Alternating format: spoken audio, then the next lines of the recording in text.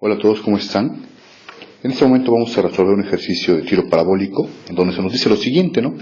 Dice que desde una ventana a 15 metros del suelo se dispara horizontalmente una flecha a 20 metros por segundo y queremos saber qué tan lejos del edificio caerá. Como siempre en este tipo de problemas vamos a despreciar la fricción con el aire. Pero lo primero que tenemos que ver es que tenemos una ventana a 15 metros del suelo. Aquí está justamente marcado esta posición, esta altura Y. Y justamente el punto de lanzamiento que está aquí es en donde la flecha va a salir disparada horizontalmente con una velocidad de 15 metros por segundo, ¿no? Esto es muy importante. Entonces lo que tenemos que hacer para comenzar a resolver el problema es primero determinar cuál es el punto de origen. Nuestro punto de origen podemos hacerlo coincidir con un eje XY. Entonces justamente aquí donde estamos marcando tenemos un eje XY, donde obviamente la coordenada de origen 0,0 está aquí. Esta es la posición de origen inicial. Entonces, cuando nuestra flecha salga volando, va a ser una trayectoria horizontal, como la que podemos observar aquí.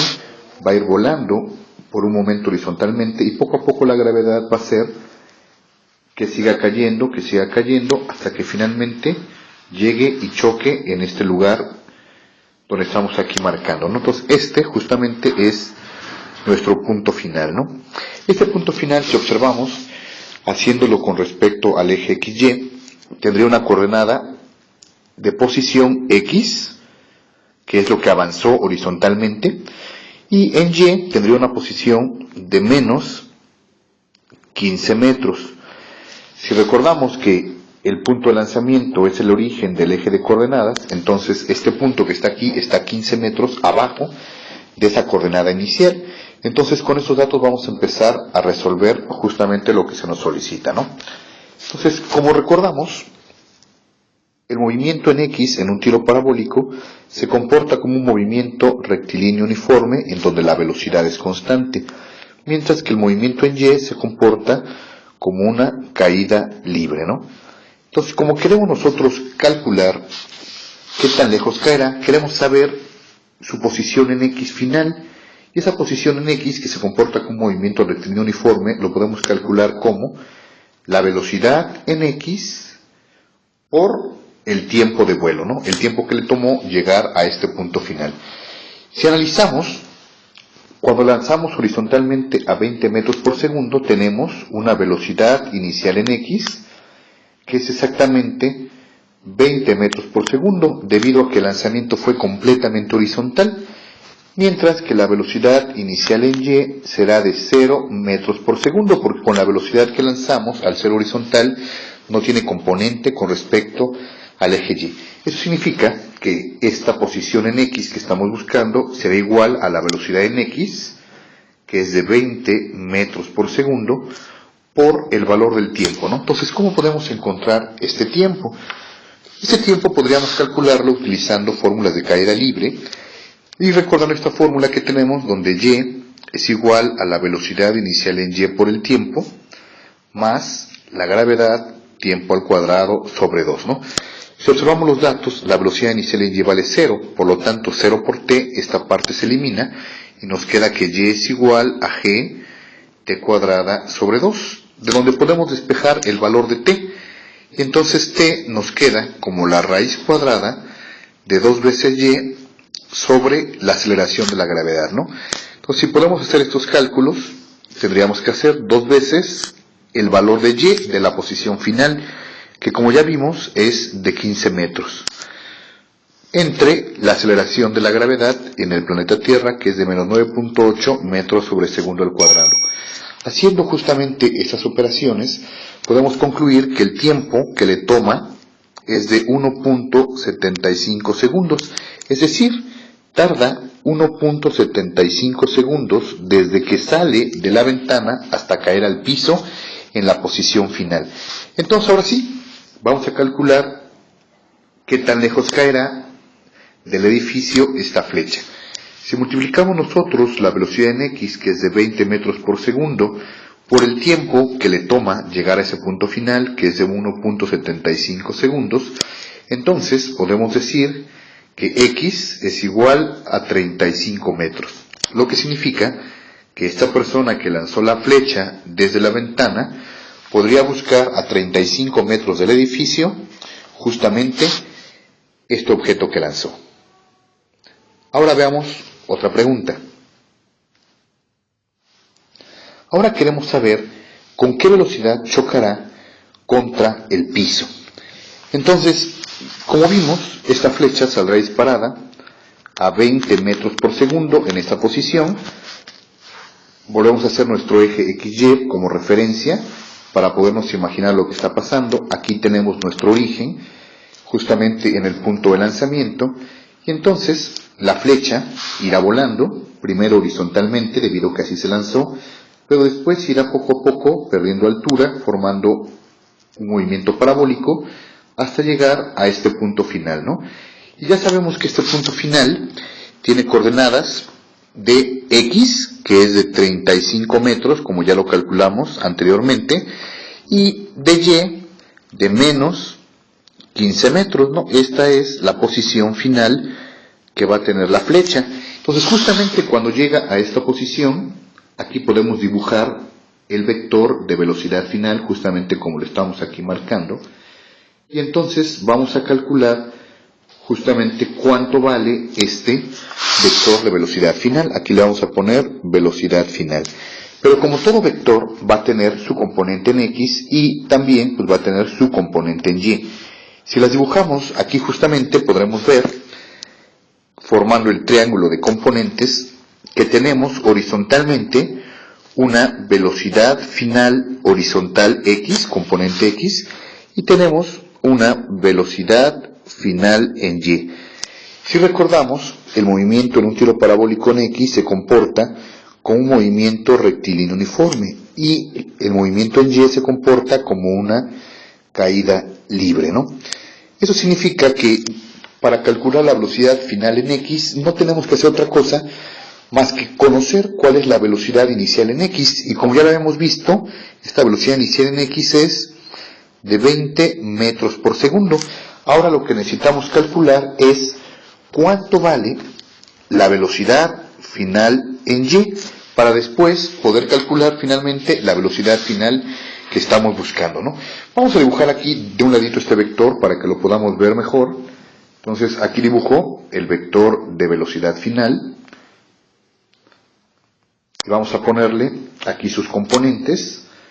Tenemos su componente en X, que es la velocidad final en X, que ya vimos que es de 20 metros por segundo, y aquí tenemos la componente en Y de la velocidad final, y obviamente aquí estará el ángulo con el que choca con respecto al piso, que en ese caso le vamos a llamar alfa, ¿no?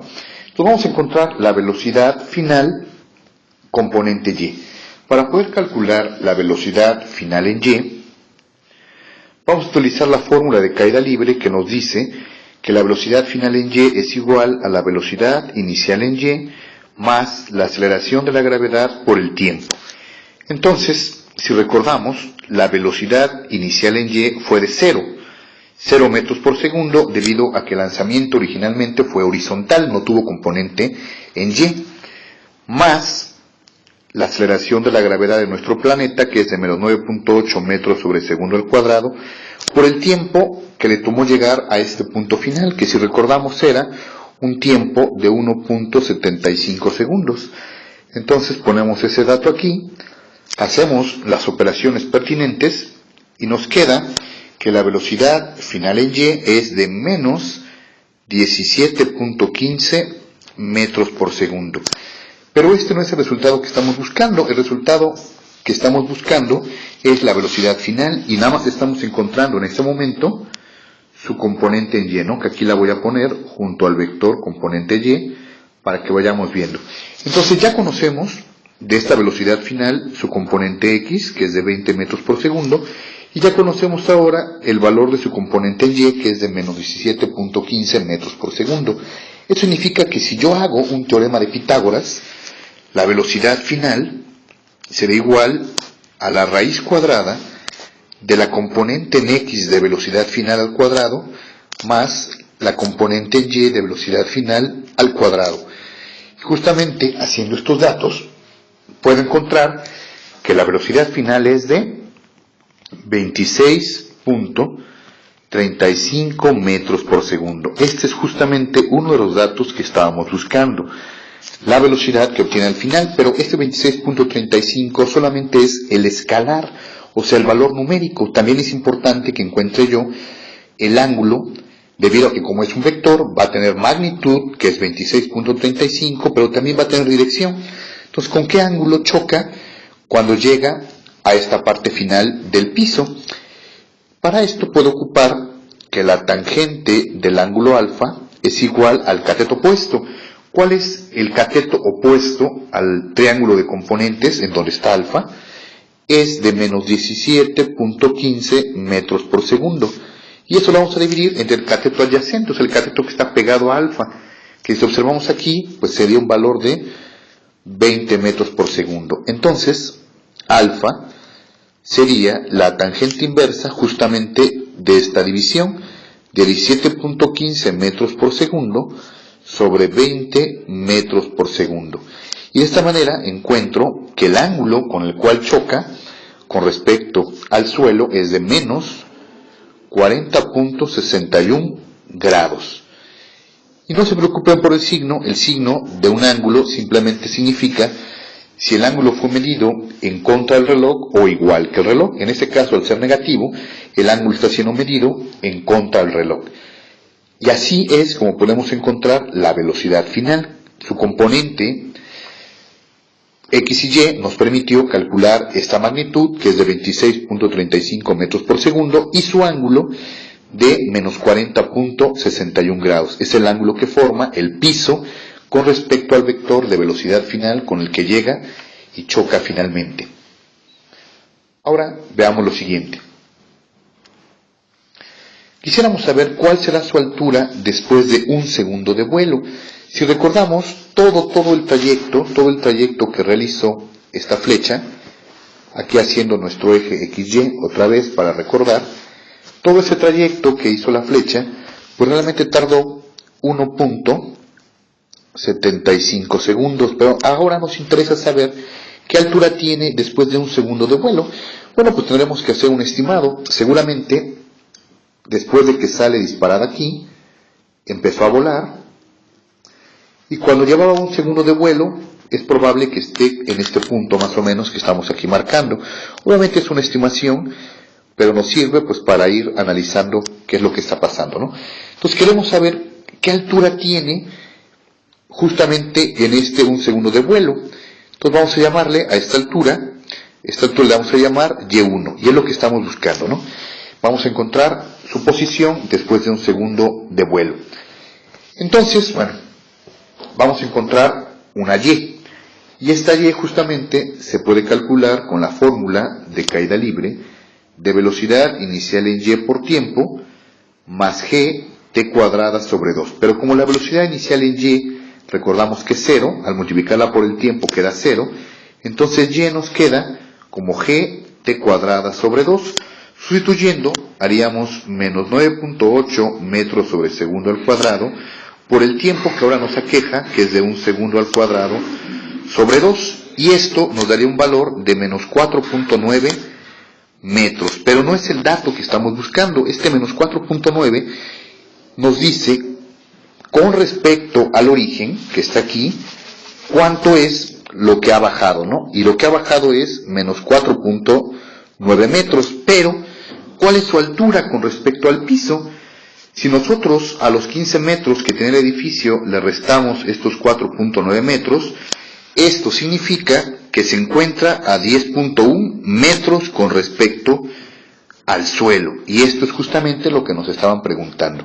Es muy importante siempre analizar que el punto de origen es la coordenada 0 metros, 0 metros, por lo tanto, el valor de Y inicial que encontramos significa cuántos metros está abajo de este punto de origen. Pongamos mucha atención en eso. Muchas gracias.